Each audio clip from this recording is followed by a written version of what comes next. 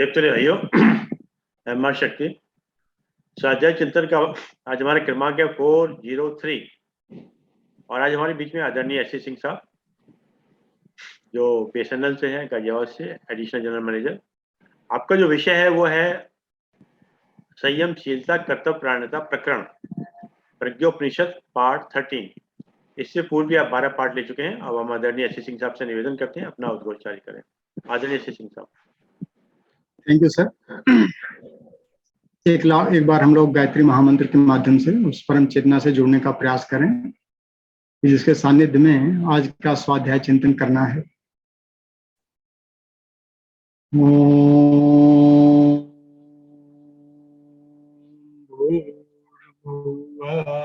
स्वाहा तत्सवितुर्वरेण्यं भर्गो देवस्य धीमहि धियो यो नः प्रचोदयात्।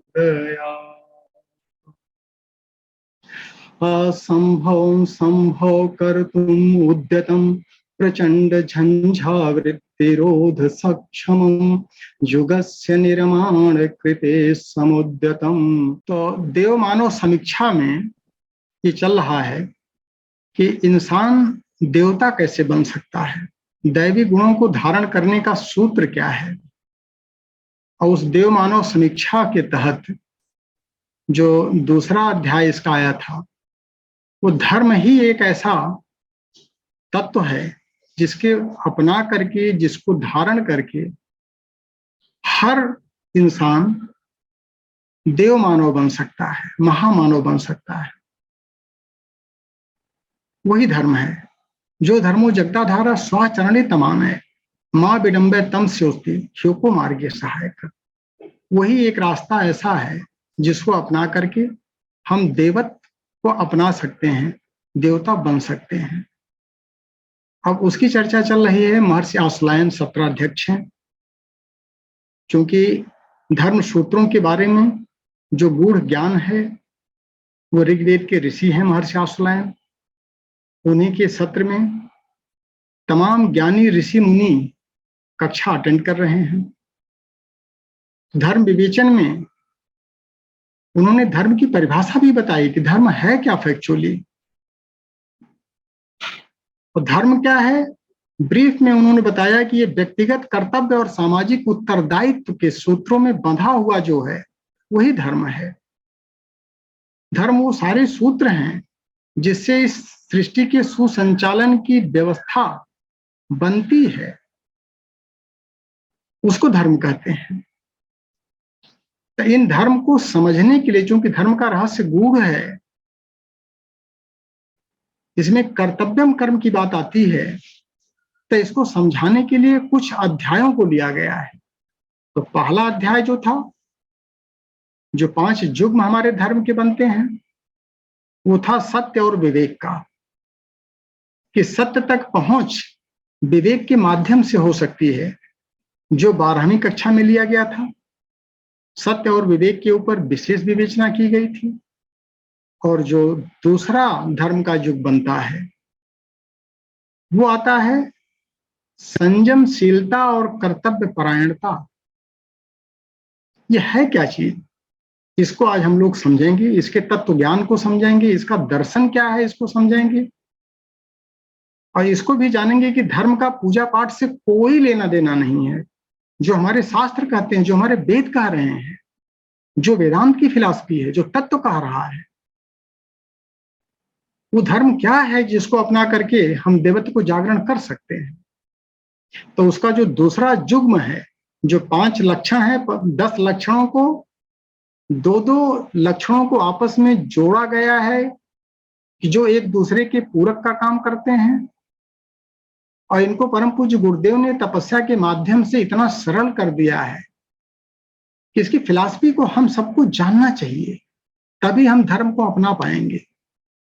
नहीं तो लकीर पीटते रह जाएंगे पूरे जीवन, न धर्म आएगा और न देवत्व का जागरण हो पाएगा। तो संयमशीलता क्या है और कर्तव्य परायणता क्या है, जिससे देवत्व का जागरण होता है, उसकी क्या फिलॉसफी है, इसको आज हम लोग चौथे अध्याय में, जो दूसरे मंडल का चौथा अध्याय है, पहला जो था देवमानव समीक्षा, धर्म विवेचना, फिर सत्य और विवेक तीसरा अध्याय हुआ, और चौथा अध्याय जो दूसरे मंडल का है वो संयमशीलता और कर्तव्य परायणता।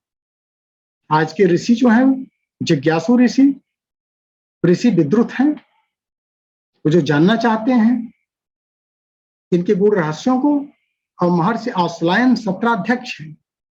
टोटल 84 अभिनव श्लोकों की रचना परम पूज्य गुरुदेव ने किया है। उनकी टीका हम एक बार पढ़ लेते हैं और फिर उसके सारांश को समझने का प्रयास करते हैं इस सत्र के अंदर। तो चतुर्थ अध्याय में अगर हम चलते हैं, आज सत्र का चौथा दिन था। उपस्थित मनुष्यों एवं जिज्ञासुओं का उत्साह बढ़ रहा था। उन्हें धर्म की महानता और विशालता का और भी अच्छी तरह अनुभव होने लगा था। आज की ज्ञान गोष्ठी विधिवत आरंभ हुई थी, तो विद्वान विद्रुत ने सत्र अध्यक्ष का अभिवादन करते हुए आदर सहित पूछा। सत्राध्यक्ष श्री आश्लायन जी ने उपस्थित जन समुदाय विद्रुत बोले, हे भगवान, धर्म के दूसरे युग की विवेचना करें। संयम और कर्तव्य का आपस में क्या संबंध है? दोनों एक दूसरे के साथ जुड़े हुए या गूंथे हुए क्यों माने गए हैं? महाप्राज्ञ आश्लायन ने उत्तर देते हुए इस प्रकार कहा। सत्राध्यक्ष श्री आश्लायन जी ने उपस्थित जन समुदाय को समझाया कि सज्जनों, भगवान ने हर व्यक्ति को विपुल परिणाम में विभूतियां प्रदान की हैं। वे अपने स्थूल, सूक्ष्म और कारण शरीरों में बीज रूप में प्रसुप्त स्थिति में पड़ी हैं। साधना के थोड़े प्रयत्न के साथ उन्हें जगाया और बढ़ाया और परिष्कृत किया जा सकता है। न जगाया जाए तो भी वे इतनी मात्रा में हैं कि निर्वाह क्रम को सुख शांति से भरा पूरा रखने की दृष्टि से पर्याप्त हैं। इन्हें अक्षय समझना चाहिए। जन समुदाय ने पूछा, हे प्रज्ञावान, उस असंयम का वर्णन कीजिए जिसके कारण मनुष्य को रोग शोकों से आक्रांत होना पड़ता है। हम सब उसके स्वरूप और प्रतिफल को जानने के इच्छुक हैं, जिससे हमारा मनुष्य जीवन सफल हो सके। कौंडिन्य बोले, हे सज्जनों, भगवान ने हर मनुष्य को 4 स्तर की शक्ति जन्मजात रूप से प्रदान की है। इनमें एक है इंद्रिय शक्ति, दूसरी समय शक्ति, तीसरी विचार शक्ति और चौथी साधन शक्ति। 3 शक्तियां उसके शरीर और मन में भरी पड़ी हैं। चौथी प्रकृति संपदा के रूप में सर्वत्र विपुल परिमाण में विद्यमान है। वो अपने पुरुषार्थ द्वारा उसमें से जितनी चाहे बटोर सकता है। जीव और जनेंद्रिय का चटोरापन अपनाकर लोग अपना पेट तथा मस्तिष्क खराब करते हैं और शारीरिक मानसिक रोगों से ग्रसित होते हैं। समय को आलस प्रमाद में बिताने वाले दरिद्री और पिछड़ेपन से ग्रस्त बने रहते हैं। उनके शरीर और मन को जंग खा जाती है तथा वे जराग्रस्त की तरह अशक्त हो जाते हैं। समय भी ईश्वर प्रदत्त संपदा है। श्रम में उसे नियोजित रखकर हर प्रकार की योग्यताएं तथा संपदाएं अर्जित की जा सकती हैं। जितना सक्षम श्रम पूर्वक श्रेष्ठ पुरुषार्थ में व्यतीत हुआ, उतना ही जीवन जिया मानना चाहिए। विचार आंतरिक बल और पुरुषार्थ है। उसे जिस किसी भी तथ्य पर नियोजित किया जाता है, उसी में तद अनुरूप प्रगति होती है और सफलता मिलती है। साधनों की कहीं कमी नहीं है। वे योग्यता, श्रमशीलता और मनोयोग बढ़ाकर अभीष्ट मात्रा में उपार्जित किए जा सकते हैं। ईमानदारी से कमाने और सब प्रयोजनों में ही उन्हें प्रयुक्त करने वाले धन को सार्थक बनाते हैं। उसकी थोड़ी मात्रा भी सदुपयोग के आधार पर महान प्रतिफल प्रदान करती है, जबकि विपुल संपदा वाले भी उसका दुरुपयोग करने पर उसे नष्ट करते, साथ ही स्वयं भी नष्ट होते हैं। छेद होने पर नौका पानी में डूब जाती है। चलनी में दूध दोहने से मात्र पश्चाताप ही हाथ लगता है। उसी प्रकार असंयम के उपरोक्त 4 छिद्रों में होकर जीवन संपदा के महत्वपूर्ण अंश बह जाते हैं और मनुष्य अपने आप को दीन, दरिद्र, असहाय, अभागा अनुभव करता है। बुद्धिमान वे हैं जो समय रहते इस दिशा में सतर्कता बरतते हैं और संयमी रहकर अपने शक्ति भंडारों को नष्ट नहीं होने देते, वरन विवेक पूर्वक उन्हें सब प्रयोजनों में ही नियोजित किए रहते हैं। संयम द्वारा संचित संपदा का कहाँ उपयोग करना चाहिए, इस संबंध में धर्मानुशासन जो कहता है उसे हे भद्रजनों आप लोग ध्यान पूर्वक सुनें। मनुष्य को ईश्वर ने जहाँ स्वतंत्र चिंतन और कर्तृत्व की क्षमता प्रदान की है, वहां उसे अनेकानेक कर्तव्यों की जंजीरों में भी जकड़ा है, क्योंकि ये उदार चेता है, संगच्छध्वम संबद्धम को व्यवहारिक रूप देना चाहता है। पशुओं को कर्तव्य अकर्तव्य का ज्ञान नहीं होता है, वे मात्र प्रकृति प्रेरणा का अनुसरण करके ही अपना काम चला लेते हैं। किंतु मनुष्य को जो स्वतंत्रता प्रदान की गई है, उसके साथ ही ईश्वर ने यह अपेक्षा भी की है कि वह इस विशेष सुविधा का उपयोग मात्र उन्हीं कार्यों में करेगा जिन्हें कर्तव्य पालन कहते हैं। शरीर को निरोग और मन को संतुलित और चरित्र को उज्जवल रखना मनुष्य का उत्तरदायित्व। इन तीनों को ईश्वर की धरोहर समझकर जो उन्हें अनुपयुक्ताओं से बचाते रहते हैं, सत प्रयोजनों में योजनाबद्ध रूप से जुटाए रहते हैं और उनके पैर लड़खड़ाते नहीं और अभिष्ट लक्ष्य तक निश्चय पूर्वक पहुंचते हैं। विद्युत बोले, हे प्राज्ञ, साधक समझना चाहते हैं कि संयम द्वारा अपनी शक्तियां बचाकर कर्तव्य पालन में प्रयुक्त करने में साधक समर्थ क्यों नहीं होते हैं। महानता के इस ऋषि प्रणीत मार्ग पर बढ़ने में कौन सी प्रवृत्तियां बाधक होती हैं। आश्लायन बोले, भद्रजनों, मनुष्य की वासना, तृष्णा, अहंता समुद्र से भी अधिक गहरी है। इसकी पूर्ति के लिए संसार की समस्त सुविधा संपदा झोंक दी जाए तो भी पूर्ति न हो सकेगी। ये तीनों ही दावानल जैसी अग्नि ज्वालाएं हैं। इन्हें शांत करने के लिए संसार के समस्त वैभव का ईंधन भी कम है। इनकी तुष्टि के लिए जो भी जुटाया जाएगा वो कम पड़ जाएगा। लोभ, मोह और अहंकार की पूर्ति के लिए कितना ही कुछ किया जाए वो कम ही पड़ता जाएगा। घृत डालने से आग और भड़कती है। ऐसी दशा में मोहांत व्यक्ति कर्तव्य पालन की बात सोच ही नहीं सकता। उसे लालच के अतिरिक्त और कुछ सोचता ही नहीं है। ऐसी दशा में कर्तव्य निर्धारण में उसकी बुद्धि ही काम ही नहीं करती। उसका पालन करने के लिए उत्साह और साहस जागेगा ही कैसे, और बिना कर्तव्य पालन के कोई लक्ष्य सिद्ध नहीं हो सकेगा। कर्तव्य पालन ही सबसे बड़ा गौरव है। संतोष उसी से मिलता है। कर्म योग को सर्वसुलभ, सर्वमान्य और सर्वोपरि कल्याणकारक माना गया है। इसमें सबका एक मत है। कर्तव्य कर्म करने वाले सूरवीर धर्मनिष्ठ और ईश्वर भक्त माने जाते हैं। जीवन की सार्थकता भी कर्तव्य पालन में ही है। प्रसन्नता, व्यवस्था और प्रगति भी इसी में है। उत्तरदायित्वों का निर्वाह कर्तव्य पालन के आधार पर ही बन पड़ता है। ऐसा ही स्वनाम धन्य मनुष्य गौरवशाली बनता है और असंख्यों का मार्गदर्शन करता है और कल्याण करता है। योगों में कर्म योग की महत्ता महान कही गई है। यही गीता का सार व विश्व वैभव का मूल भी है। कर्तव्य पालन सुलभ भी है और आनंददायक भी है। ये बात बार बार दिन रात याद रखनी चाहिए, किंतु उसके न बन पड़ने में एकमात्र व्यवधान यही है कि लोग अपनी दुष्प्रवृत्तियों पर अंकुश नहीं रख पाते, लालच पर नियंत्रण करते नहीं बन पाता और मोह से अंधे जैसी स्थिति बन जाती है। अहंकारी, उन्मादी जैसा आवेश ग्रस्त होता है। इन दोष दुर्गुणों के रहते मनुष्य की इच्छा मात्र महत्वाकांक्षाएं पूर्ण करने के लिए ही उभरती रहती हैं। वो कर्तव्य पालन में समर्थ हो ही नहीं पाता। लिप्साएं उसे कहीं से कहीं घसीट ले जाती हैं और लिप्सा पूर्ति के झंझावात में पड़ा हुआ व्यक्ति क्षण भर भी शांति प्राप्त नहीं कर पाता है। कर्तव्य पालन में त्याग भी करना पड़ता है और श्रम पुरुषार्थ भी। इन सब विभूतियों को लिप्सा अपने पेट में पहले से ही उद्रस्त कर लेती है। ऐसी दशा में लोलुपों से कुछ करते धरते नहीं बन पड़ता है। सोचना और करना भिन्न है। कर्तव्य पालन के लिए जिस मनोयोग और श्रम संयम का लगाया जाना आवश्यक है, उसे बचाने के लिए मनुष्य को संयमशील बनना पड़ता है। लिप्साओं पर अंकुश लगाना पड़ता है। जो इतना नहीं कर पाते उनके लिए कर्मयोग एक दिवा स्वप्न मात्र बनकर रह जाता है। प्रतिकूल स्थिति आ जाने पर भी कर्मयोगी त्रस्त नहीं होता और उन स्थितियों में युद्ध करता हुआ वो बुद्धि से उन विपत्तियों पर विजय प्राप्त कर लेता है। सुरसा के मुख से हनुमान मच्छर बनकर बाहर निकले। उत्साहों को नियंत्रित करके ही मनुष्य कर्मयोगी बन सकता है। जीव होता हुआ भी ईश्वर बन सकता है। हर योगाभ्यास में संयम भी तपस्या अनिवार्य रूप से आवश्यक बताई गई है। कर्मयोगी को लोभ, मोह और अहंकार के 3 शत्रुओं का दमन करना चाहिए। स्वल्प संतोषी बनकर रहना चाहिए और उमंगों, आकांक्षाओं को आदर्श के साथ जोड़ना चाहिए। बिना सदिच्छाओं के बिना आदर्श के ज्ञान भी पाप पूर्ण हो जाता है।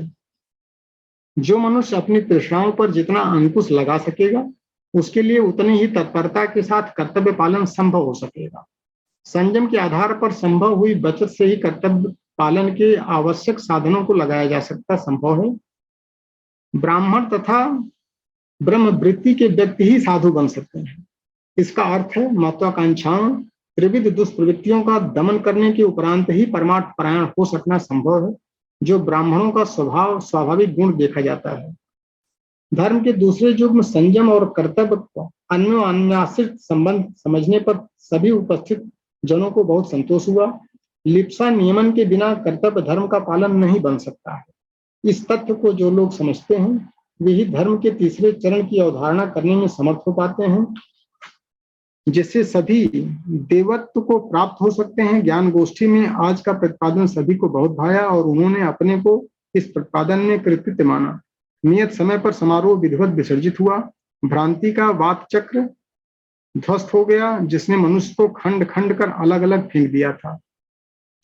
श्रीमद प्रज्ञो उपनिषदे ब्रह्म विद्या आत्म विद्यो युग दर्शन युग साधना प्रकटीकरणयो श्री आश्वलायन विद्युत हृदय संवादे संयमशीलता कर्तव्य परायणता इस प्रकरणों नाम चतुर्थोध्याय।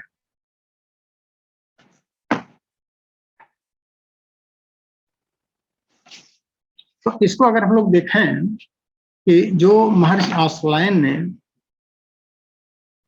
ऋषि विद्युत के प्रश्न करने पर, ऋषि विद्युत का प्रश्न क्या था, उन्होंने क्या प्रश्न पूछा था, अगर हम इस पूरे टीका की समीक्षा करें तो समीक्षा का सारांश क्या निकल के आता है। उनके 3 प्रश्न थे।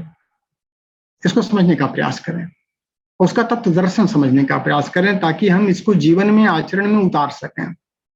पहला प्रश्न था, संयम और कर्तव्य का आपस में संबंध क्या है, इनको युग्म क्यों बनाया गया है, किसी और को युग्म क्यों नहीं बनाया गया।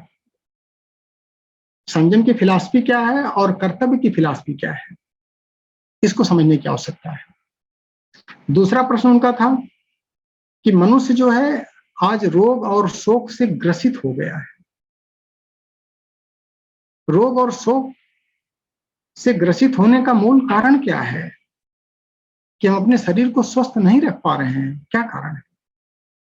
तीसरा प्रश्न उनका था कि जो संयम से शक्ति अगर हमको मिल रही है, उसका सुनियोजन अगर हम करना चाहते हैं, तो किस तरह की बाधाएं हमारे सामने उपस्थित होती हैं। 3 प्रश्न। संयम किस लिए करते हैं, शक्ति को अर्जित करने के लिए। शक्ति का अर्जन क्यों चाहिए, ताकि उसका सुनियोजन हो सके और हम जिस लिए आए हैं उस दायित्व को पूरा कर सकें। तो इसमें बाधा क्या आती है, इसको भी अपने को समझने की आवश्यकता है। अब प्रश्न आता है कि हम लोग कहते हैं कि बड़े भाग्य मानुष तन पावा। इस लाइन पर थोड़ा सा जहां हम फोकस करें कि आखिर मनुष्य तन में ऐसा क्या चीज है कि बड़े भाग्य से हमको मिलता है, कि जो और जीवों में और प्राणियों में नहीं है। कुछ तो अलग है।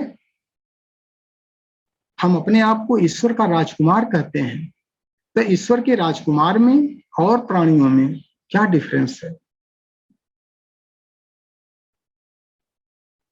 मनुष्य के अंदर परमात्मा ने अपनी सारी सत्ता, सारी सामर्थ्य बीज रूप में सुरक्षित रख दिया है,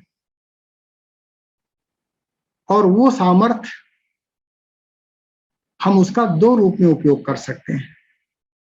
अगर साधारण जीवन जीना है तो साधारण जीवन भी जी सकते हैं, उसके लिए कुछ नहीं करने की आवश्यकता है। थोड़ा सा संयम कर लें और निरोगी काया से इस जीवन का भरपूर उपयोग करें।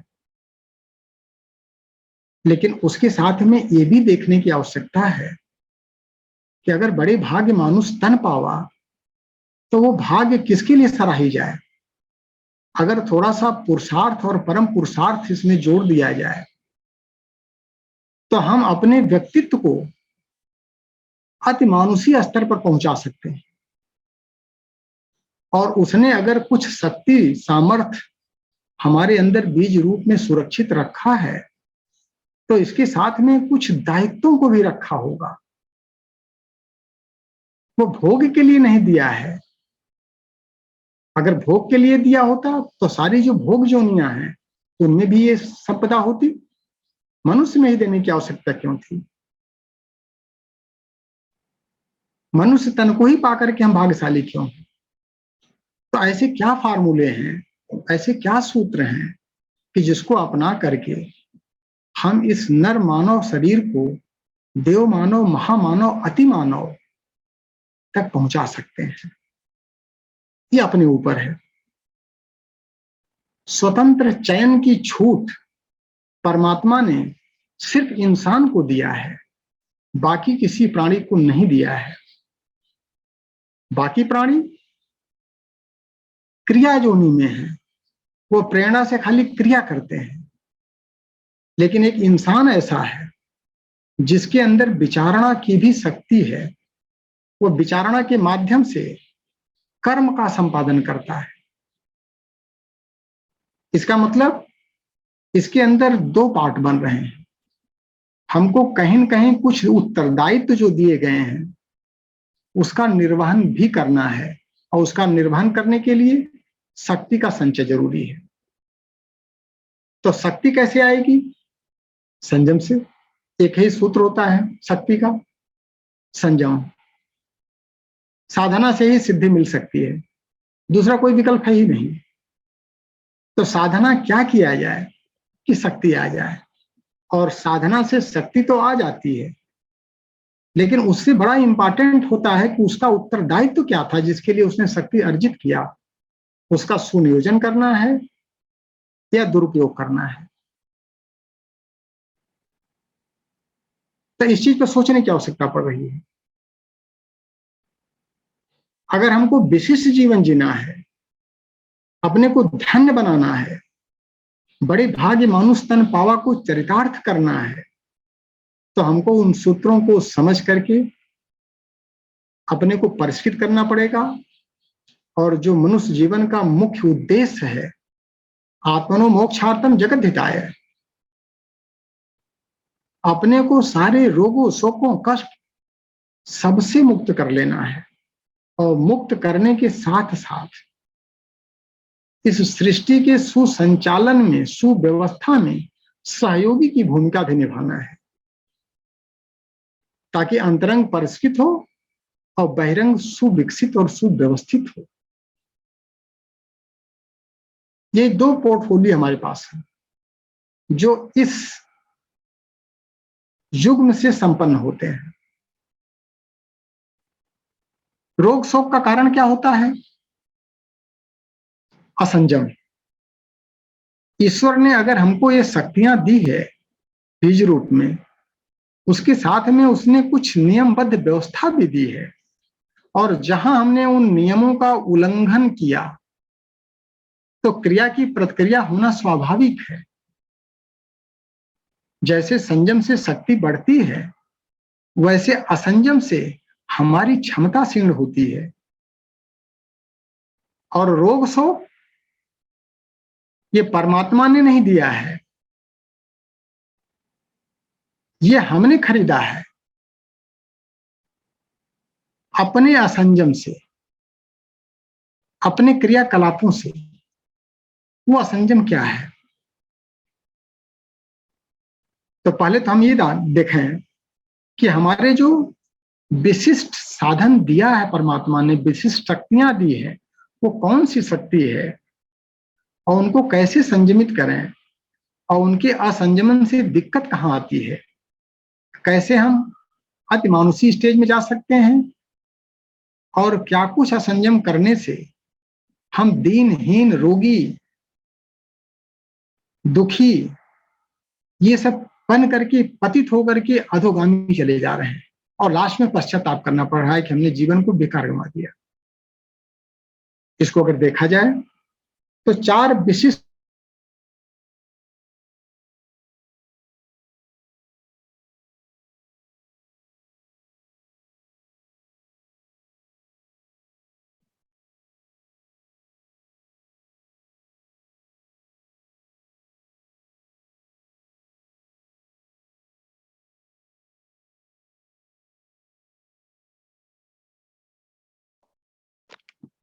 हमारी 5 ज्ञानेंद्रियां और 5 कर्मेंद्रियां हैं, ये सिर्फ इंसान को मिली है कि वो उसके ऊपर स्वतंत्र चिंतन करके उसको बढ़ा सकता है, उसको घटा सकता है, उसका दुरुपयोग कर सकता है, उसका सदुपयोग कर सकता है।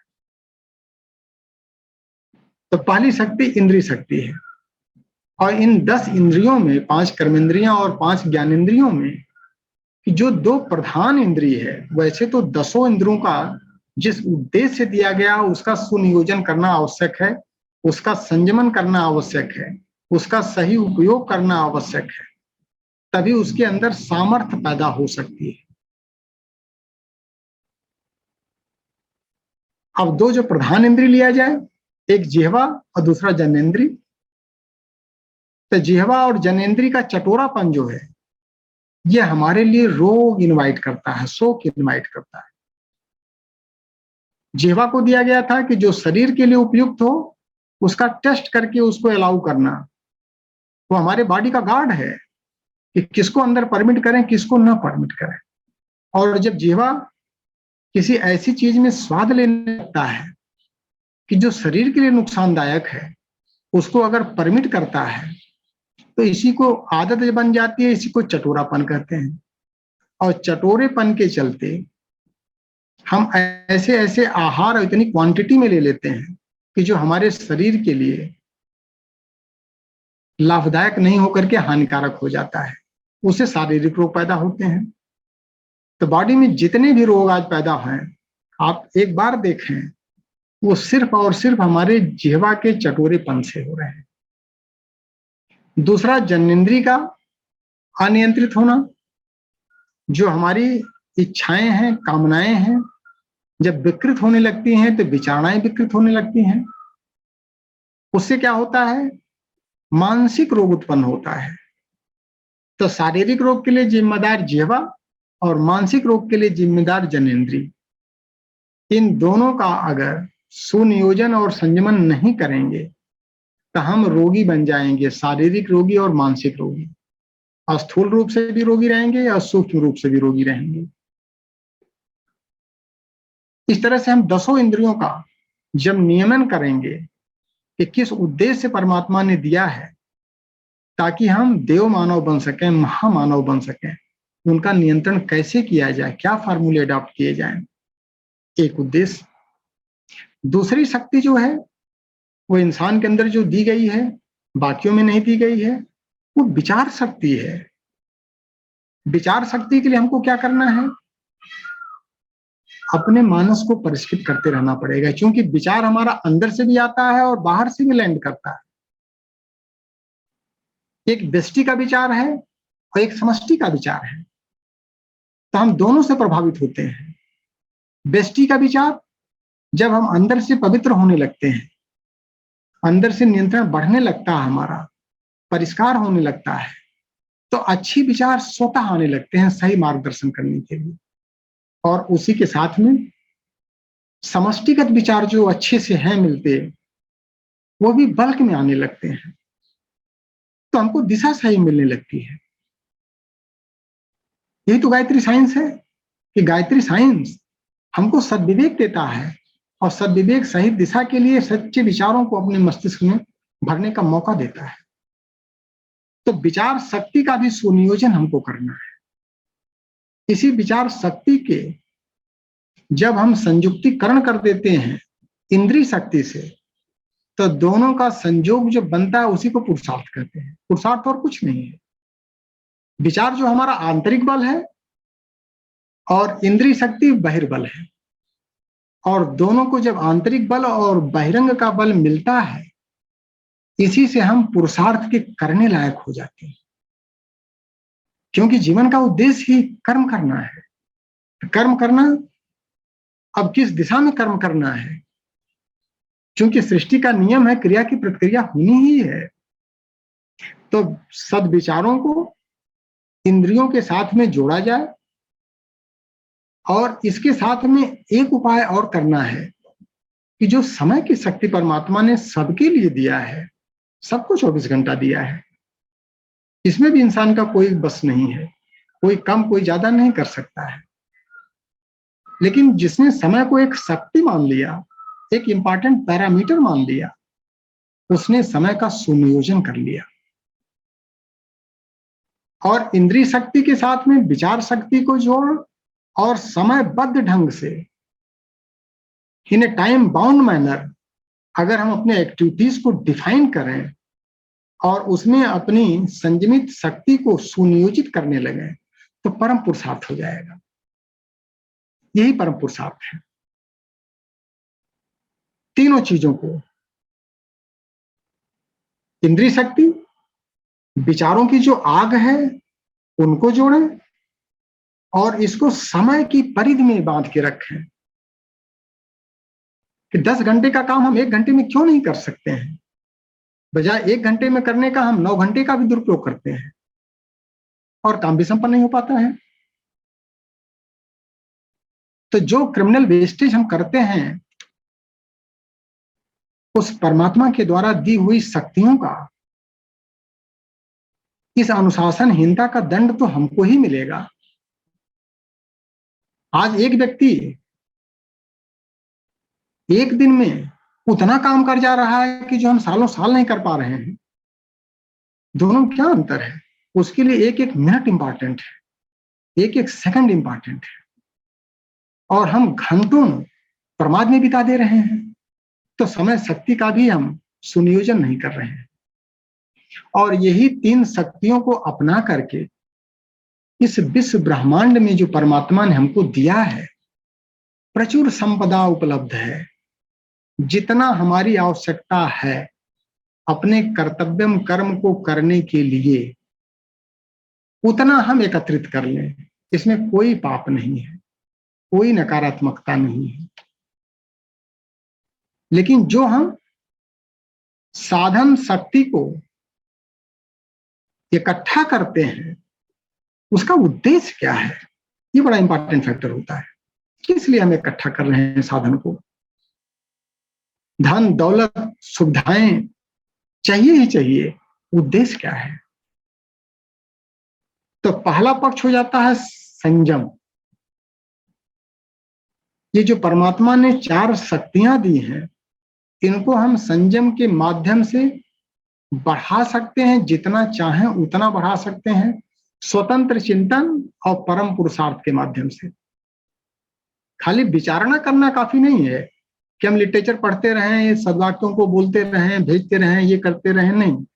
फिर तो हम नकारात्मक काम कर रहे हैं, टोटल नकारात्मक। ये उतना ही नकारात्मक है जितना गंदे लोग गंदी बातें करते हैं। अगर उन बातों को हम अपने जीवन में उतार करके उसको चरितार्थ करके समाज के स्तर को ऊंचा उठा लें, अपने स्तर को ऊंचा उठा लें, परिवार के स्तर को ऊंचा उठा लें, कितने अंशों में हमने इसका परिवर्तन किया, तभी सामाजिक दायित्वों का निर्वहन हो पाएगा।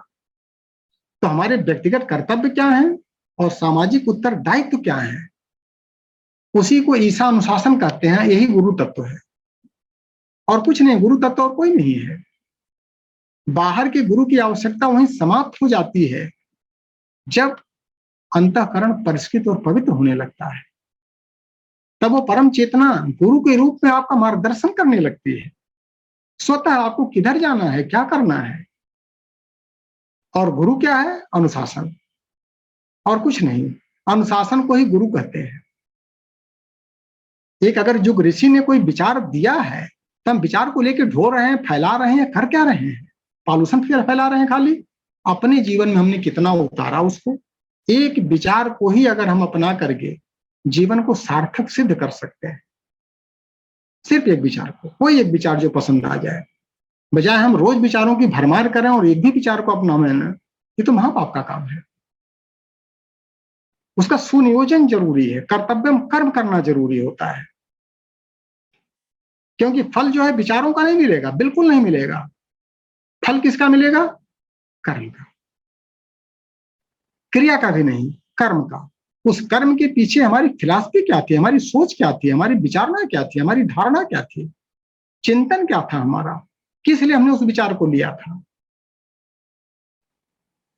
ये बड़ा इंपॉर्टेंट पॉइंट आता है ताकि हम परम पुरुषार्थ कर सकें। और परम पुरुषार्थ क्या है? अपना सुधार संसार की सबसे बड़ी सेवा है। और दूसरी तरफ क्या है कि दूसरी तरफ अगर देखा जाए तो जब हम असंयम बरतते हैं तो कुकर्मी से बड़ा अभागा कोई नहीं है। क्यों? क्योंकि विपत्ति में उसका कोई सहयोगी नहीं होता है। और हम में से लगभग हर व्यक्ति यह महसूस कर सकता है, जब भी हम विपत्ति में पड़े हैं तो सिर्फ हमारे कर्म ही हमारे साथ रहे। हमारी धन, हमारी दौलत, हमारे लोग, हमारे परिवार, सब कुछ किनारे हो जाता है जी। पूरा समाज किनारे हो जाता है। इसीलिए परम पूज्य गुरुदेव ने जो अनुभव दिया है कि कुकर्मी से बड़ा अभागा कोई नहीं है, तो हम काहे के लिए अपना असंयम एडॉप्ट करें कि कुकर्मी का ठप्पा हमारे जीवन में लगे और हमारे हाथ में पश्चाताप आवे। पश्चाताप के बजाय गर्व भी आ सकता है, और गर्व आने के लिए 3 चीज: आत्म संतोष, लोक यश भी मिलेगा और दैवी अनुग्रह ऊपर से मिलेगा। उपाय क्या है? संयम से शक्ति को अपनाएं और शक्ति का सुनियोजन करें। तो शक्ति का सुनियोजन कैसे होगा? परम पुरुषार्थ से। उस परम पुरुषार्थ में जो तीसरा प्रश्न था कि सुनियोजन करने में बाधा कहां आ रही है, और वो बाधा 3 बताया ऋषि ने। ऋषि आश्वलायन, मोह, वासना, तृष्णा और अहंता।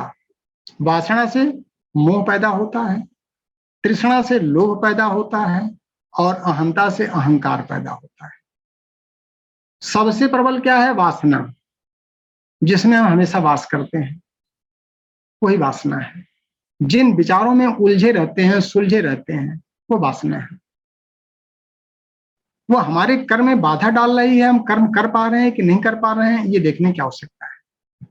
अब जब वासना से मोह पैदा हुआ तो मोह सकल व्याधिन कर मूला, ताते पुन उपजे बहुसूला।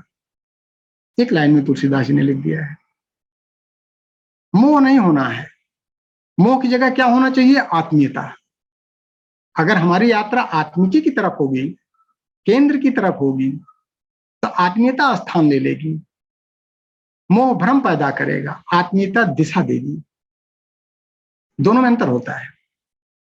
मोह संसार से होता है, माया से होता है, और आत्मीयता जो होता है आत्मा से होती है, अंतरंग से होती है। परमात्मा का प्रकाश उतरता है, ज्ञान उतरता है, समर्पण आता है, वहां आत्मीयता होती है। तो उलझन को सुलझाना है। यहां पर जो उद्देश्य है कि संयम से शक्ति तो आएगी ही आएगी। चाहे इंद्रियों का संयम करें, विचारों का संयम करें, समय का संयम करें, और इनके माध्यम से जो हम साधन इकट्ठा करते हैं, उस साधनों का भी संयम करना है। तो शक्ति से सिद्धि तो मिलेगी। साधना से सिद्धि का सिद्धांत है, जो भी करेगा उसी को मिलेगी। राक्षस करे चाहे देवता करे, मिलेगी। लेकिन शक्ति मिलने के बाद उसका सुनियोजन कैसे किया जाए, ये बड़ा इंपॉर्टेंट इशू आता है। संयम की परिभाषा, अगर हम गायत्री, चूंकि गायत्री साइंस पढ़ रहे हैं, तो गायत्री साइंस में एक शब्द योना आता है। तो संयम को अगर समझना हो तो योना की साधना करनी चाहिए। योना क्या है? धियो योना प्रचोदयात् में योना आता है। योना कहता है, योनो वास्तु ही शक्ति साधन चयो न्यूना अधिकाश्चात हुआ, भागम न्यूनतम ही तस्य विदधेय मात्म प्रसादाय च तद्धिनेषु अभिलाष वस्तु यद पश्चात अवशिष्ट भागम त्यक्त्वा फलासाम हृदय तद्धिनेषु अभिलाष वस्तु विपरीत ही शक्ति नाश हो। अर्थात जो कुछ साधन, जो कुछ धन दौलत संपत्तियां सुख साधन की व्यवस्थाएं न्यून हो या अधिक हो, जो कुछ आपके पास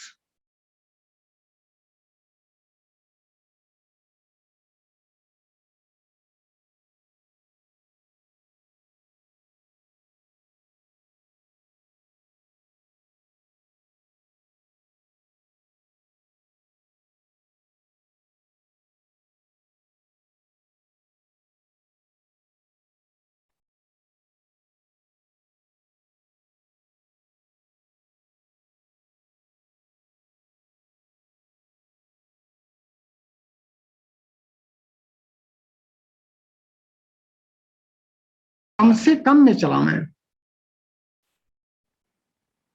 और इसी को तपस्या कहते हैं।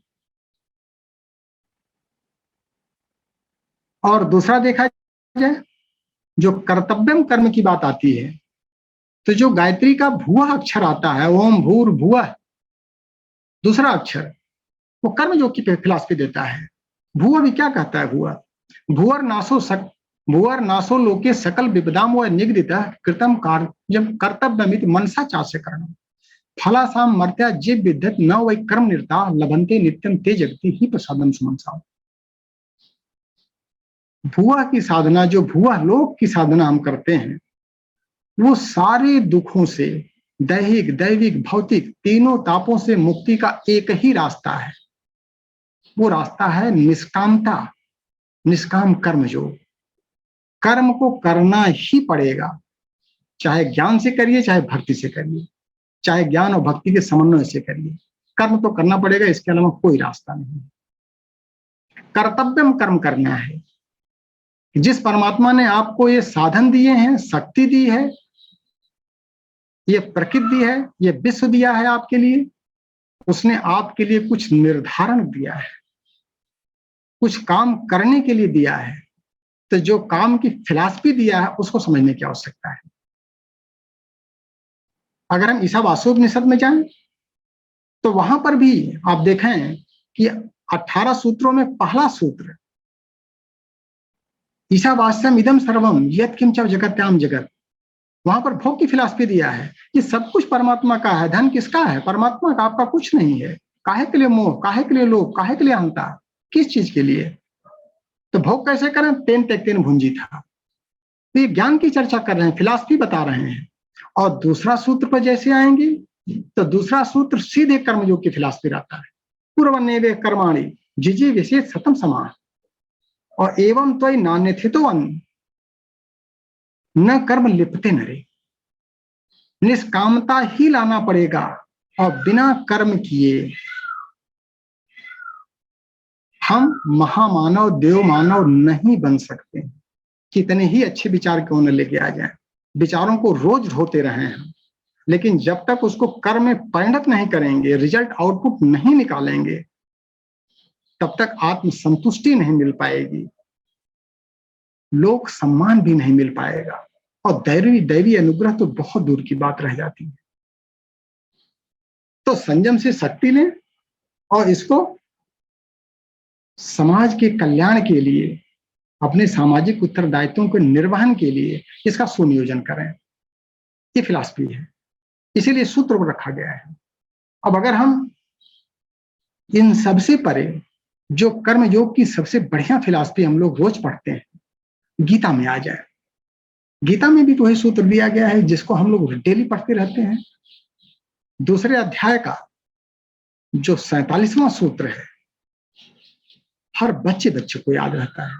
कर्मण्येवाधिकारस्ते मां फलेषु कदाचन मां कर्म फल हेतुर्भू मां ते संगोस्त्वा कर्मणि। संयम से शक्ति तो आई और उस शक्ति का सुनियोजन करना है। कहां पर? 4 पार्ट में से खाली एक पार्ट में, कर्मण्येवाधिकारस्ते। बाकी 3 स्टेंजा में मां लगाया गया, कतई मत देखना इधर। हम लोग उल्टा करते हैं, कर्म जो करना था, कर्तव्यम कर्म करना था, वो भूल गए,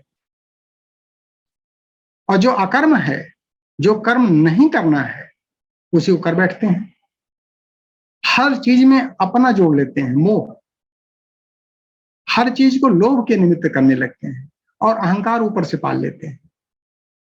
और अहंकार जो है वो ऐषणाओं में उलझा देता है, कुतृष्णा वितृष्णा लोकेष्णा में फंस जाते हैं, और उनके माध्यम से नकारात्मक कर्म करने लगते हैं। तो बजाय हम देव मानव बनने के, हम नर पशु बन जाते हैं, स्वार्थी बन जाते हैं, संकीर्ण बन जाते हैं, और फिर नाम लेते हैं उस जुग ऋषि का अपने गुरु के रूप में, जो महापाप का काम होता है। उसके विचारों को हमने अपने जीवन में नहीं अपनाया, खाली विचारों को बहाते रहे, लोगों में बांटते रहे, भेजते रहे, अपने आचरण में नहीं उतारा। और वही गुरु ने कहा है कि जो धर्मो जगताधारा स्वाचरणी तमान है मां विडंबे तम सोचती हुकुम मार्गे सहायक। मेरे विचारों को बहाओ मत, अपने आचरण में उतारो, और उतार करके उसको दिखाओ। अपने आचरण के माध्यम से समाज को उतारने की बात उन्होंने किया है। कितना प्रखर आचरण बनाने की बात किया है।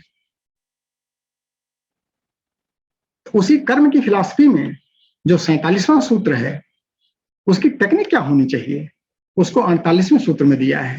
कैसे करें? योगस्था कुर्कर्माणि संगम त्यक्त्वा धनंजय सिद्ध असिद्धयो समभूत्वा समत्वम योग उच्यते।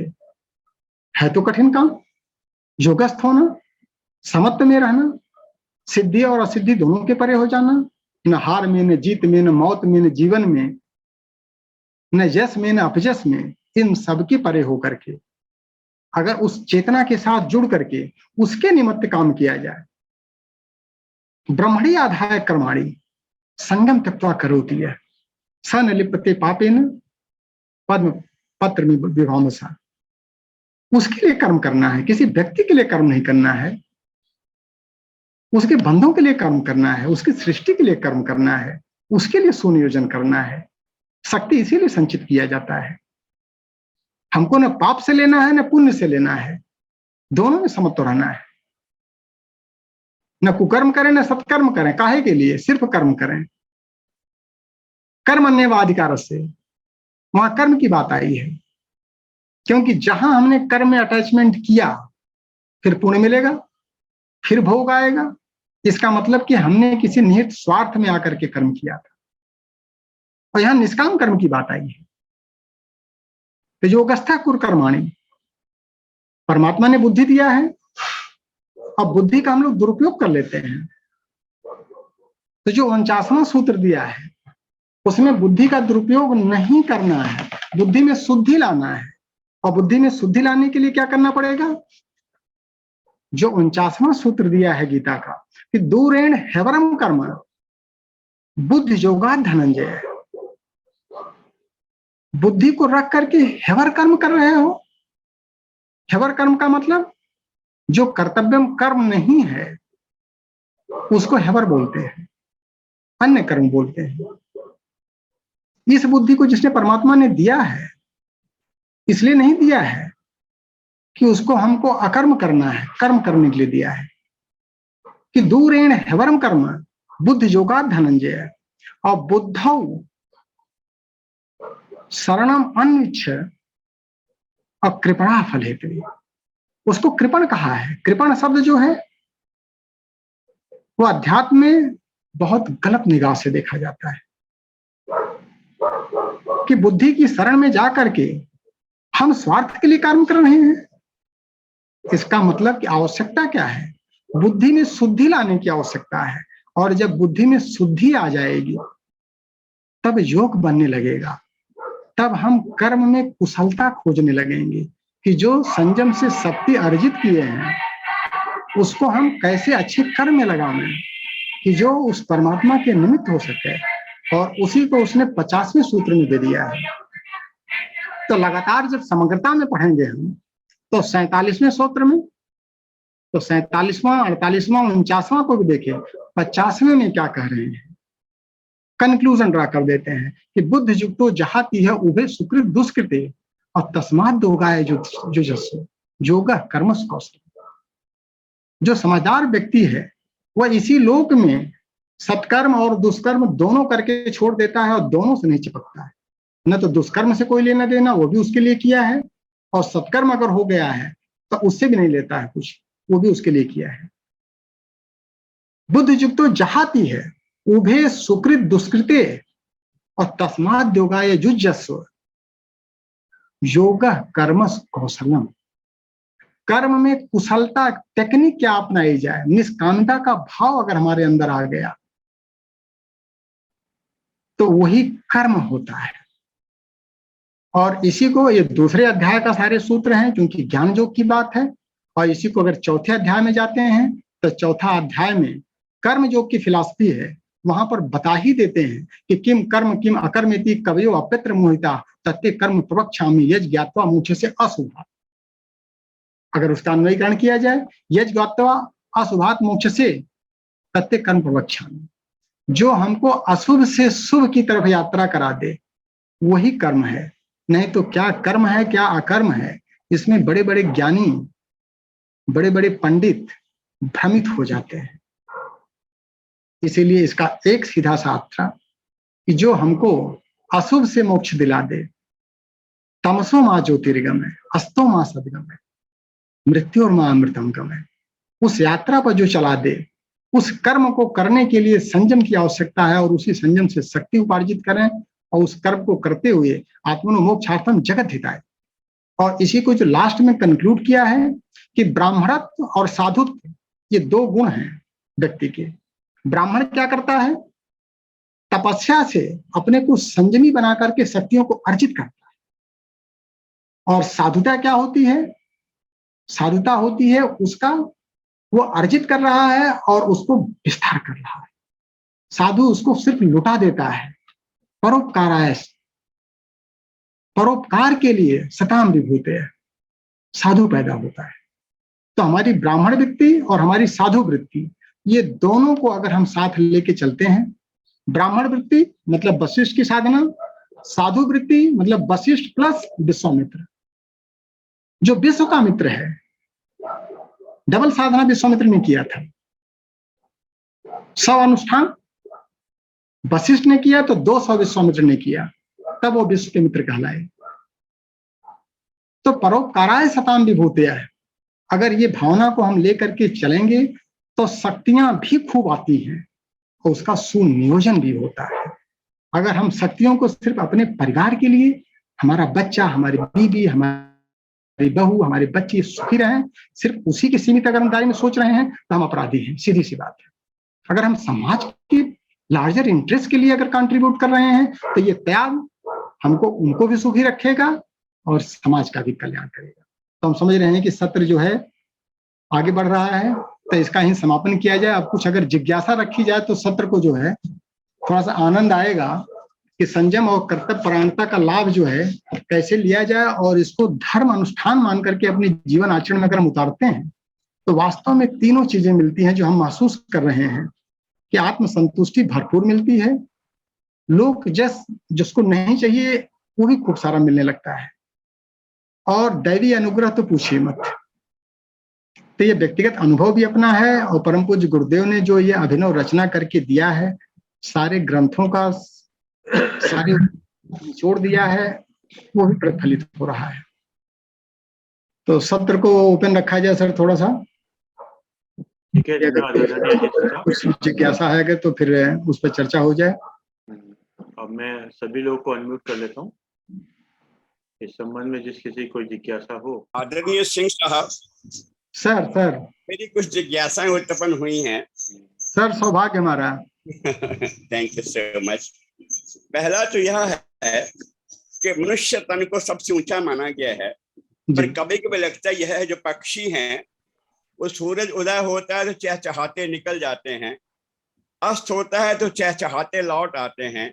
कोई कामना नहीं, सिंपली इसके कि अपना पेट भर लिया, बच्चों का पेट भर लिया, कामना से भी हैं और चहचहाते हैं।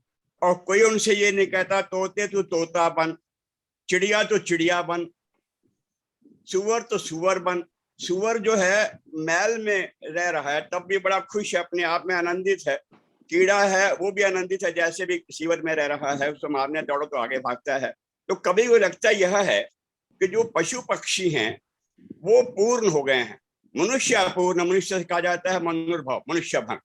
और ज्ञानी से कोई नहीं कहता ज्ञानी बन, ज्ञानी भी पूर्ण हो गया, पशु पक्षी भी पूर्ण है। बेशक उनके पास जबान नहीं है लेकिन आनंदित हैं, कोई कामना नहीं है, किसी तरह कामना जब नहीं है तो मनुष्य अपने आप को, प्राणी अपने आप में स्वस्थ है। तो एक तो यह है कि ये कहाँ तक सत्य, पहली बात तो आप ये बताएंगे, अगर विषय संबंधित तो भी नहीं तो भी मेरे ज्ञान वर्धन के लिए। दूसरी बात यह है कि जीवन का जो धर्म है, आत्मा का धर्म, मनुष्य तन का धर्म है पुरुषार्थ करना, मन का धर्म है जो भावनाएं हैं उन भावनाओं को पॉजिटिविटी मिलाकर, जो उसके पास अच्छी भावना है, करुणा है, दया है, क्षमा, इनको पॉजिटिव, उसका अपना कल्याण हो जाएगा, समाज का कल्याण, देश का कल्याण हो जाएगा। और आत्मा का स्वयं का धर्म तो यही है कि वो जाकर के समाधि में रहे, वो अपने आप को उन्नत कर ले। और तीसरे जो कुछ करना है उन सब के पीछे मन है। मन, सुख दुख संसार में नहीं केवल मन की वजह से है, संसार में सुख दुख नहीं, मन की वजह से सुख दुख है। अच्छा, फिर मन जो है वो संस्कारों से चलता है। जो उसके संस्कार हैं और जो संस्कार और जो वृत्तियां उसके पास प्राप्त हैं और पुराने जन्मों की हैं और इस बार उसने कमाई हैं, और हर मन का विचार एक तरंग पैदा कर छोड़ता है इस जलाशय के अंदर, चित्त के जलाशय के अंदर। जो मन, जो एक्टिव मन है, वो तो अवचेतन मन से कर्म चलता है। अवचेतन मन अगर मुझे अलाउ नहीं करता कि मैं अच्छा कर्म करूं, संन्यास में जाऊं या पुण्यार्थ करूं, तो मेरी समस्या यह है कि मैं चित्त को कैसे संवारूं, चित्त को जो है उसको कैसे इम्प्रूव करूं। तो 3 समस्याएं हैं। नंबर 1, पशु पक्षी पूर्ण है क्या। नंबर 2, ये जो धर्म है मनुष्य का, पुरुषार्थ करना ठीक है ताकि समाज पर अपना कल्याण हो जाए। मन का है मनन करना और अच्छी भावनाओं को इम्प्लीमेंट करना, और उसके बाद आत्म का है स्वयं ब्रह्म में लीन हो जाना। तो जो मन को चलाना है, मन चलता है संस्कारों से। तो क्या संस्कारों को किसी भी तरह परिमार्जित किया जा सकता है? सर आपने एक साथ इतने सारे क्वेश्चन रख दिए हैं, तो हम कोई दिक्कत नहीं, हम एक एक करके ले रहे हैं सर, एक एक करके ले रहे हैं। और ये तीनों प्रश्न जो हैं सर, वो तीनों प्रश्न इसी विषय संबंधित हैं जो आज का कक्षा है।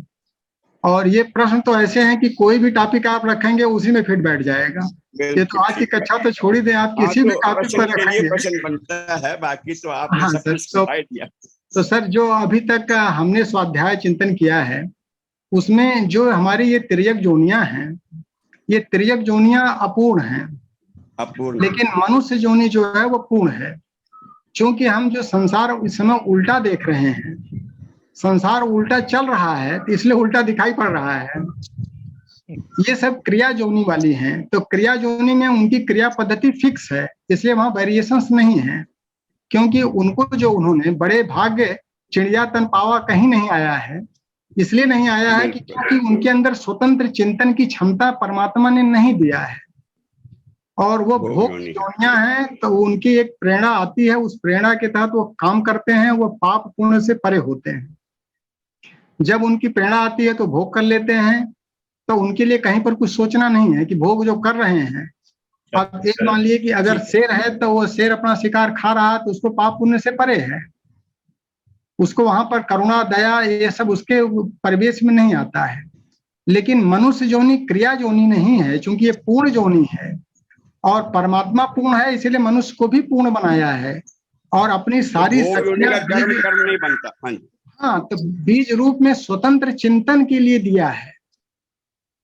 और आप ये देखें कि जहां पर परमात्मा इसको दे रहा है, तो इसी अध्याय में एक सूत्र आया था, निराकारत्व हेतुश्च प्रेरणाम कर्तुम ईश्वरः और शरीर नश्च गृह्णामि गति संचालने ततः अपेक्षन्ते आत्मनः कार्य सिद्धये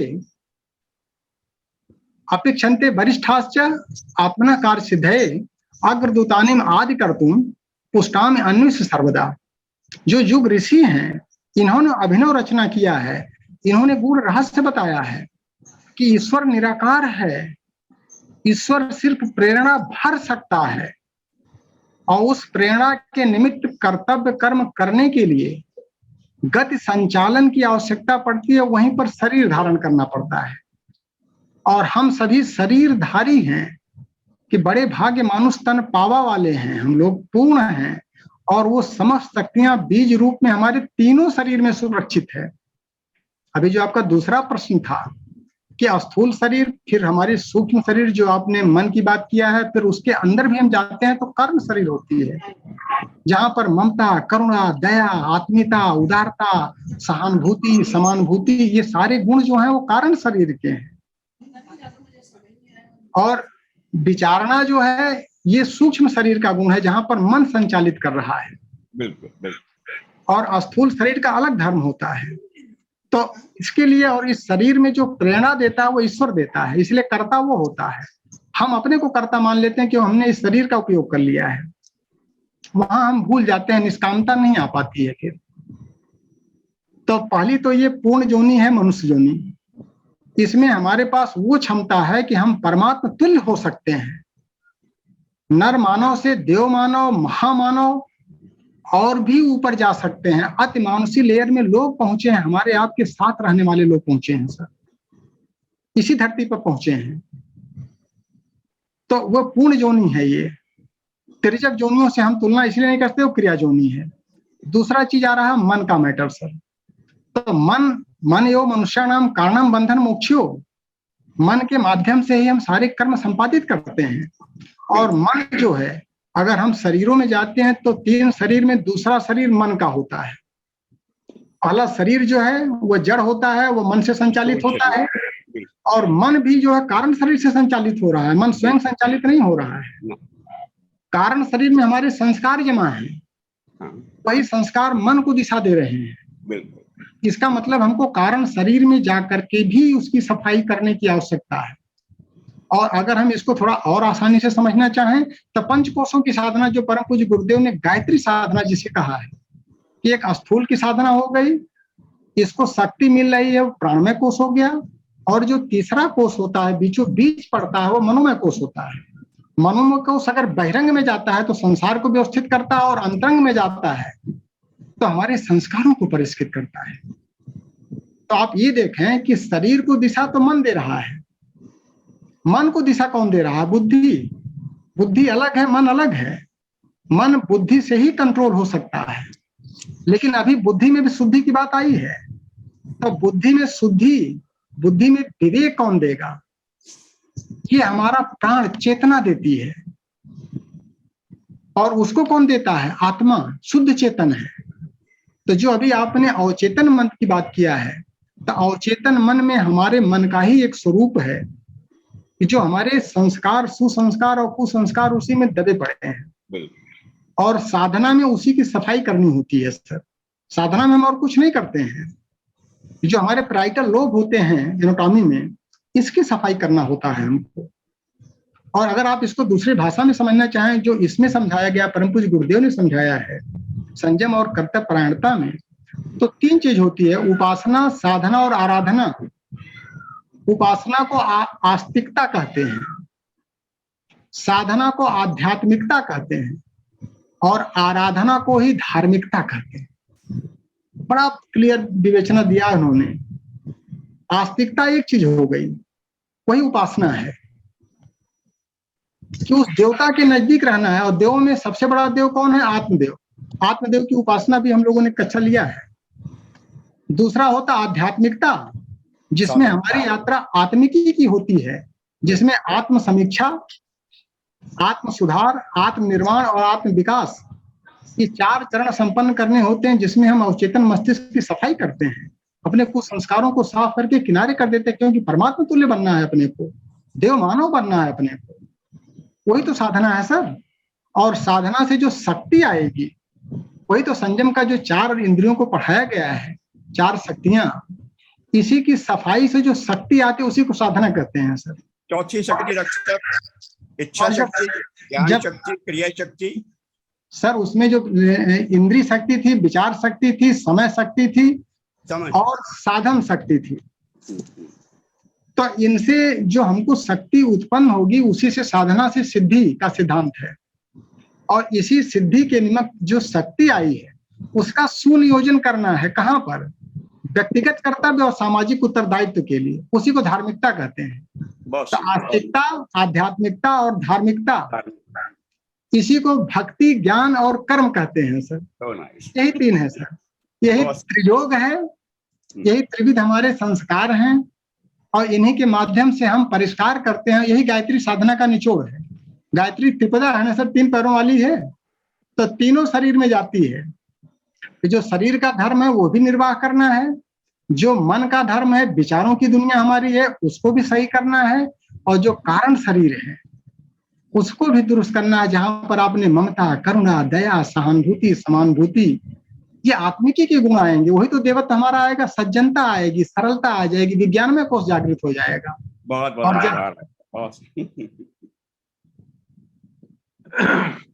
चलिए, और किसी की कोई जिज्ञासा हो पूछ सकते हैं,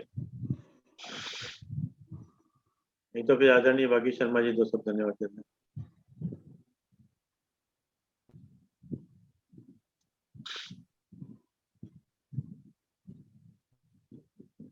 सिंह साहब का नेटवर्क फिर कुछ गड़बड़ कर रहा है। सिंह साहब स्टिल मोड में आया था कई बार।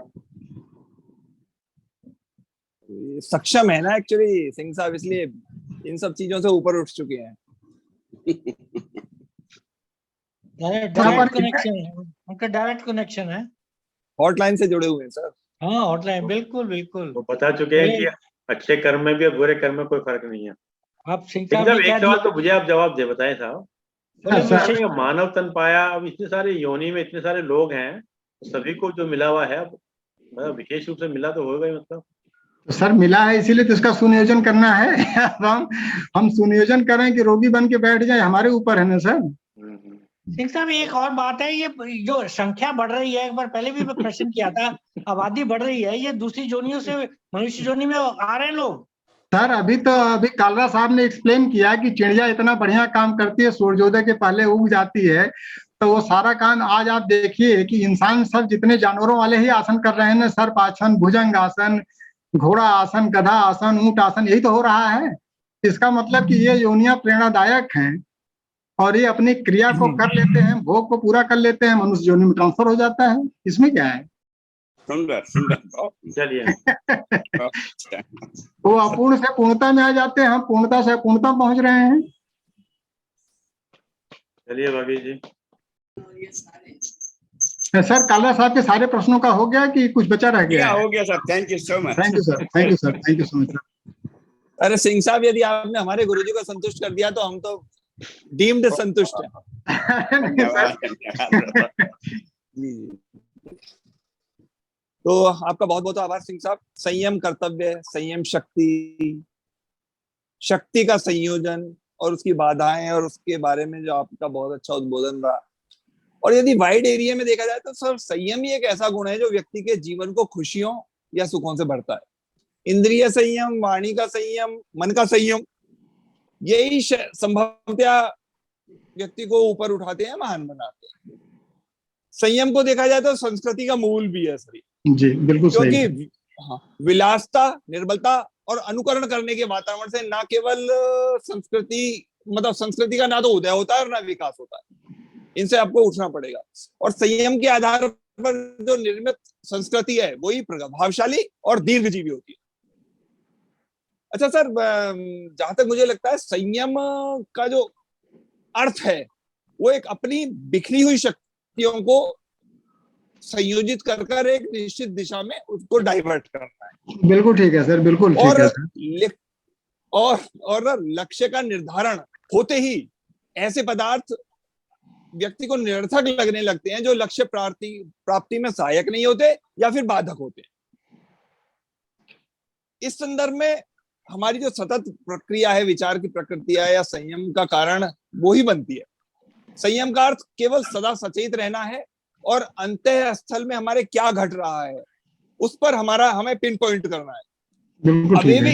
अविवेकी व्यक्ति जो होता है सर, वो संयम पर भाषण तो दे सकता है, संयम की मिठास नहीं चख सकता। जबकि सर ये मिठास जो है ना कालो साहब, ये आंवले की मिठास की तरह पुष्टिकारक होती है, उससे ज्यादा होती है सर। हाँ, और रोगों का निवारण करने में बहुत ज्यादा सक्षम है। इसलिए सर ध्यान रखना चाहिए कि संयम इंसान का सर्वश्रेष्ठ गुण है सर।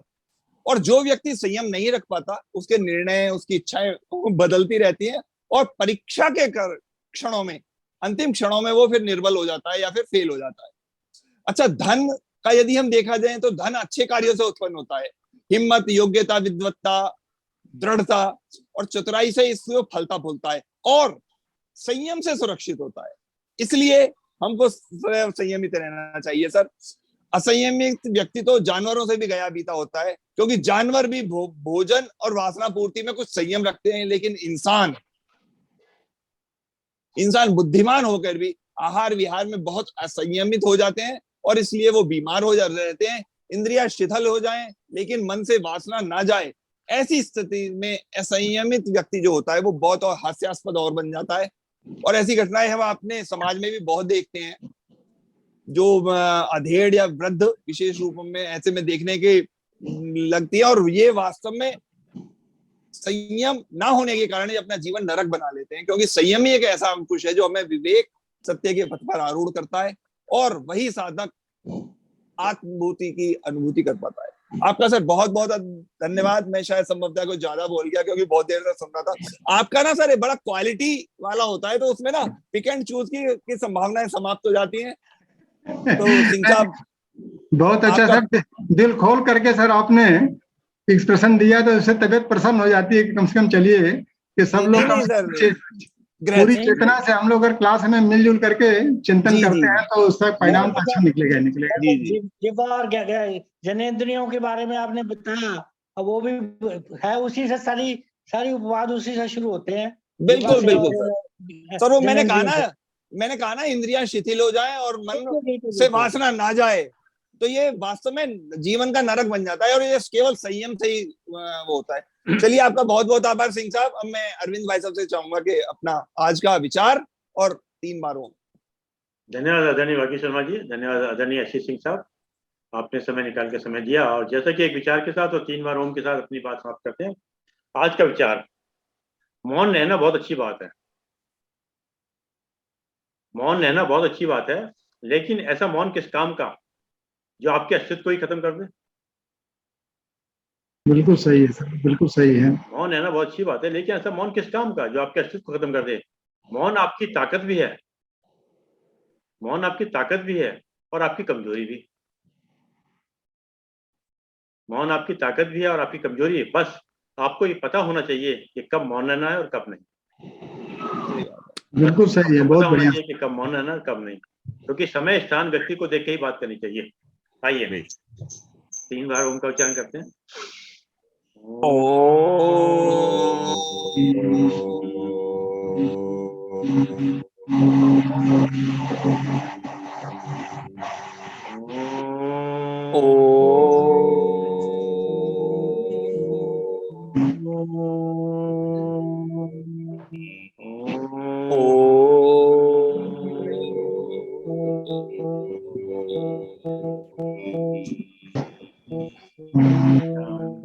शांति शांति शांति शांति शांति।